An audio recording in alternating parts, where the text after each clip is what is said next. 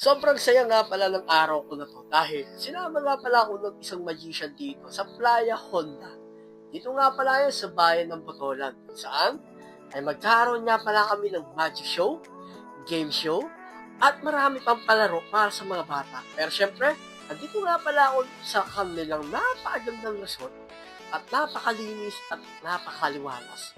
Pero syempre, bago lang, ako nga pala si Potpot at ito nga pala yung munti kong kwento para sa inyo at samahan nyo ko ngayong araw. Ay, nandito nga pala kami sa aming pagsishowan. So, tutusin lang, no, ang dami nga pala nilang hinanda dito.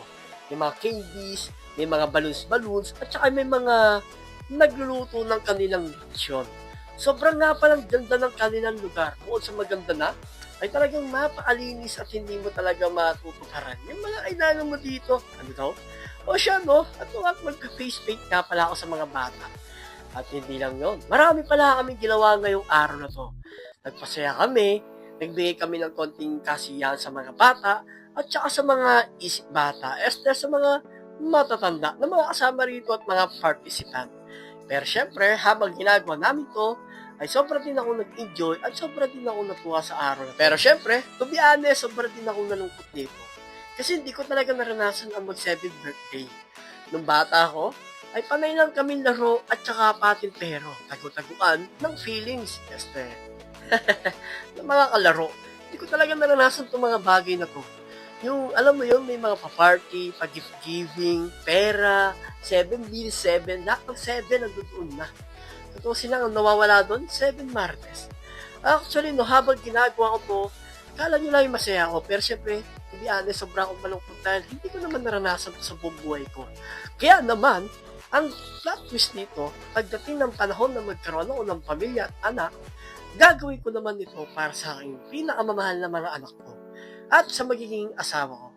Kaya naman, habang ginagawa ko to, sana, no, balang araw, magkaroon din ng ganito ang aking mga pamilya, mga puloy, mga anak ko, at saka ang aking asawa. Siyempre, habang nandito nga pala kami, nagbigay nga pala ng message tong si Mami para ay papaano, maging masaya din naman yung kanilang birthday. Kasama nga pala yung kanyang papa na si Papa Dar, at saka si Mami, siya nga pala pulis ang kanyang daddy, na dating nakadestino sa Castillejos. At yung kanyang Mami, feel ko parang picture yata o deathhead. Kaya naman medyo nahihiya pa ako kasi formal sila rito. Bukod sa formal na, parang nakakatakot magsalita sa harapan. Pero syempre, college naman ako, or college naman ako. Kaya naman talagang, hindi naman siguro ako matatakot dahil matagal ko naman ito naranasan. May mga engineer, may mga doktor na rin naman ako napag-showan.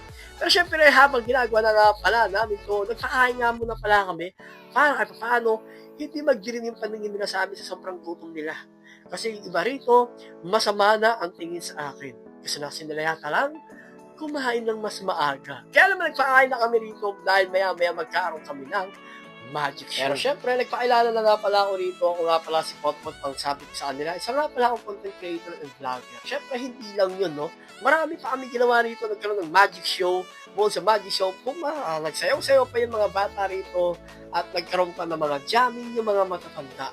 Kaya naman, habang nagsasalita nga pala ako rito, ay nagbigay na nga pala ng konting message yung Mami na mga nag-umaten, sa mga nagluto, at sa mga naibalo sa kanila.